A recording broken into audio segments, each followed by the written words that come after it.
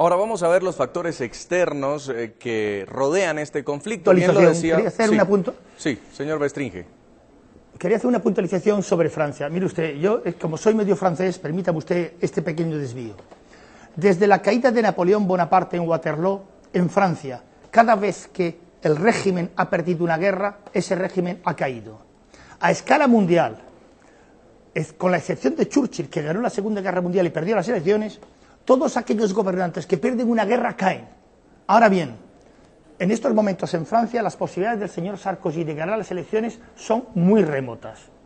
Y ya ha intentado con el tema libio, pues darse la aureola de, bueno, del jefe de guerra vencedor, ¿verdad? Puede haber perfectamente en estos momentos en Francia una tentación de hacer, como decían los franceses, dado cocorico, es decir, el gallo que de pronto dice que él va a arreglar las cosas y si es necesario que la va a arreglar con un bastón. Pues con toda franqueza, ni creo que Francia se atreva a meterse en esta historia y creo que en este momento lo que se está intentando por parte de Sarkozy en Francia es intentar demostrar al pueblo francés que si el señor Sarkozy ha sido un desastre en gestión económica, al menos en política exterior, tiene la mano firme y el orgullo de Francia y el honor y todo el tralala. Justamente, son Y factores creo que ese externos. es un tema a considerar. Elecciones en Francia, hablaba Claro. usted también de elecciones en Estados Unidos, la crisis de la zona euro, pero también hay que considerar otro punto que podría estar motivando a Israel a llevar sus relaciones con Irán al peor punto de su historia en las últimas décadas. ¿Cómo podríamos interpretar este nuevo enfrentamiento con Irán en medio del conflicto que hay con Palestina y cuando hace solo unas semanas los palestinos fueron reconocidos como Estado con pleno derecho dentro de la UNESCO? ¿Usted cree que hay también una intención de desviar la atención de Netanyahu? No, yo creo, vamos, yo creo en la buena fe de los israelíes en esta historia. Los israelíes, repito, es una nación que desde que ha nacido ha estado cercada, amenazada por guerras, amenazada con ser expulsada, con ser echada al mar. Por tanto, a los israelíes hay que comprenderles, pero también hay que calmarles. Es decir, mire usted, yo mismo, el día en que Israel se ha atacado, yo estaré allí para defenderla. A pesar de que yo pueda tener excelentes amistades árabes, pero Israel es para Europa una causa sagrada. Ahora, tienen que saber que son una causa sagrada y como tal tienen que calmarse un poco y no montar un pollo cada X tiempo, o bien por temas de política interior, o bien por temas de supuesta inseguridad de que ellos piensan que en el futuro puede ocurrir que, ¿verdad?, el primo de mi vecino tenga armamento nuclear. Esto ya no es serio. Hay que empezar por decirle a Israel, hombre, que se calme un poco, que tranquilidad, que el señor Ahmadinejad dice muchas burradas, pero hasta ahora, que yo sepa, no se ha metido con Israel, no ha atacado a Israel. Por tanto, a ver si nos calmamos todos un poco en la zona. Pero sí han logrado, señor Pekel, un cruce de declaraciones muy fuerte entre Ahmadinejad y Netanyahu. ¿Se está desviando la atención internacional de los otros temas? No, yo estoy muy de acuerdo con las declaraciones que acaba de decir mi colega en España de que Israel es una causa sagrada para Europa y para la humanidad entera. Pienso que hay una diferencia entre las declaraciones y los hechos. Yo pienso que lo que Israel está tratando en este momento con las declaraciones o con los rumores de declaraciones que hay es buscar que el Consejo de Seguridad actúe de verdad.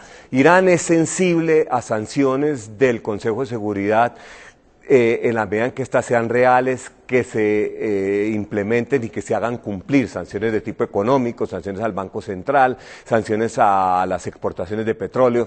Por lo tanto, yo pienso que lo que Israel está buscando es eso. Yo pienso que Israel embarcarse en una aventura solo de ir a bombardear las instalaciones nucleares iraníes es una cosa mayor. Por otro lado, recordemos que Irán, a pesar de que nunca se metió con Israel directamente, sí lo ha hecho a través de subsidiarias como Hezbollah principalmente, que en el Líbano sirve los intereses de Irán y no de la nación libanesa, y Hezbollah definitivamente sí ha atacado a Israel, sí inició una guerra con Israel en el 2006 cuando se iba a hacer la primera ronda de sanciones en el Consejo de Seguridad contra Irán.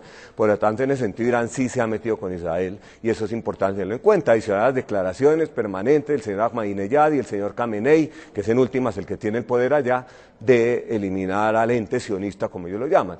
Pero sí creo que las declaraciones hay que tomarlas en un contexto y de las declaraciones al hecho hay un grandísimo trecho y muchas consideraciones para tomar antes de actuar así. Pero ¿y entonces por qué el misterio de Ahmadinejad de que pudieran hacer una supervisión estricta de su programa nuclear? ¿Por qué las declaraciones de decir no voy a ceder ni una pizca en este hecho?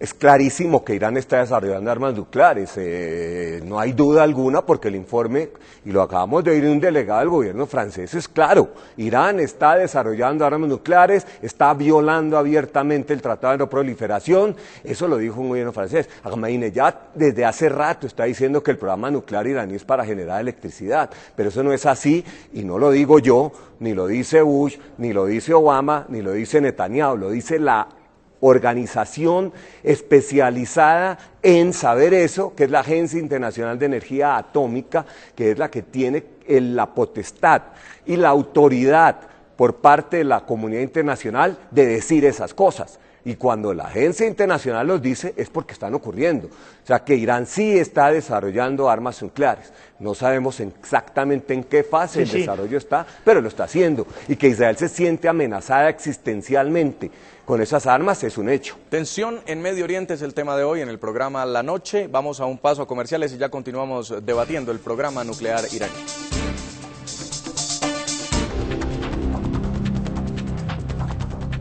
Estamos en La Noche, seguimos en nuestros estudios de NTN 24 hablando con Marcos Pekel, catedrático y columnista a propósito de lo que está ocurriendo entre Israel e Irán. Señor Pekel, ¿usted cree que este informe de la OIEA va a presionar suficientemente al gobierno de Ahmadinejad para que empiece un diálogo, para que empiece una conversación, o va a causar definitivamente el efecto contrario? Irán va a cerrar más sus posibilidades de hablar sobre su programa nuclear iraní. Es que Irán nunca ha roto el diálogo lleva 10 años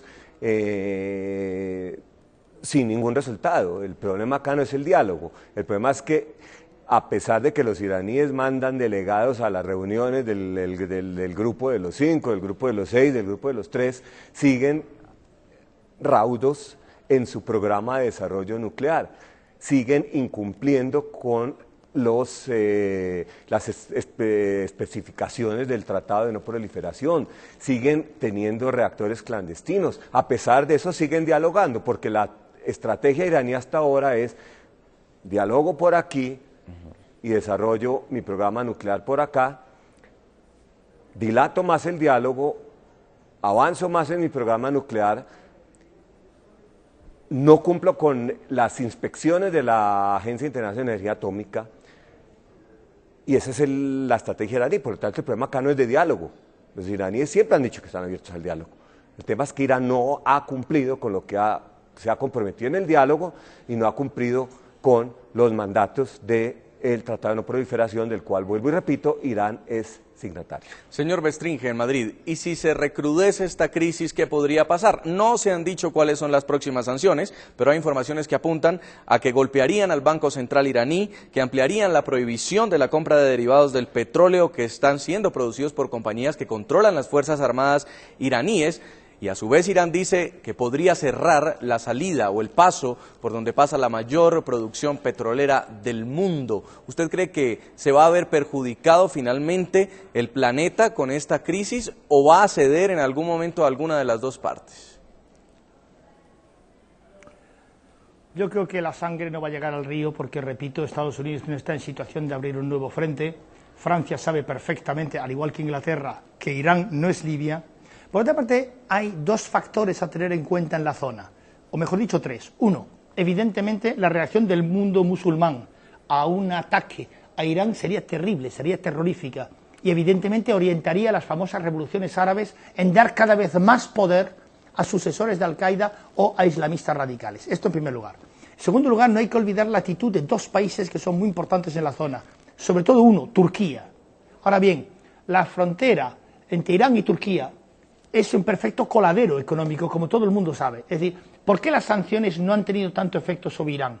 Por la sencilla razón de que hay un contrabando masivo a través de Turquía, consentido por Turquía, por lo demás, por solidaridad islámica, y eso hay que entenderlo, que hace que prácticamente las sanciones económicas y financieras sean inoperables. Otro país que evidentemente apoyaría a Irán en esta situación es Siria, y evidentemente, por cierto, un ataque en la zona reforzaría el poder de el Assad. Por tanto, atención, que hay más actores en esta zona, ¿verdad? Y mucha atención a Turquía, porque, repito, Turquía es en gran parte la responsable, en el buen sentido de la palabra, de que hasta ahora el impacto económico de las medidas contra Irán no haya tenido ni muchísimo menos, digamos, los resultados que se esperaban. Uno puede intentar incluso aplicar sanciones como las que se aplicaban a Irak, a Irak se le prohibía la importación de lápices porque el grafito de los lápices podía eventualmente servir para la construcción de una bomba atómica. Miren ustedes, esto no va a ningún lado. Yo creo que no va a haber ningún ataque de Israel a Irán, porque sería una absoluta locura, y desde luego los hebreos se les puede decir de todo, que yo les tengo más bien cariño, pero desde luego imbéciles no son, y por lo tanto aquí, como antes ha dicho el señor Becker, hay un forcejeo diplomático para intentar que Irán ceda de alguna manera, que tranquilice al Estado de Israel, pero yo creo que no va a haber más, excepto que el mundo se haya vuelto loco, cosa que es una eventualidad no a descartar. Pues señor Jorge Bestringe, licenciado en Ciencias Políticas y Sociología, además experto en estudios internacionales y en Sociología de la Guerra de la Universidad Complutense de Madrid, quiero agradecerle mucho por haber estado con nosotros aquí en el programa La Noche. Muchas gracias a vosotros. Muy un amable. abrazo a todos. En nuestros estudios internacionales, al catedrático y columnista Marcos Pekel, también quiero agradecerle por este debate aquí en NTN 24. Un placer, un saludo a toda la audiencia y hasta la próxima. Muchas gracias. A todos nuestros televidentes los invito a que envíen sus comentarios a www.ntn24.com. Escriban en Twitter a @ntn24 o a @segurizati_ntn24. La noche seguirá encendiendo las luces para que usted vea el punto clave de la noticia. Buenas noches.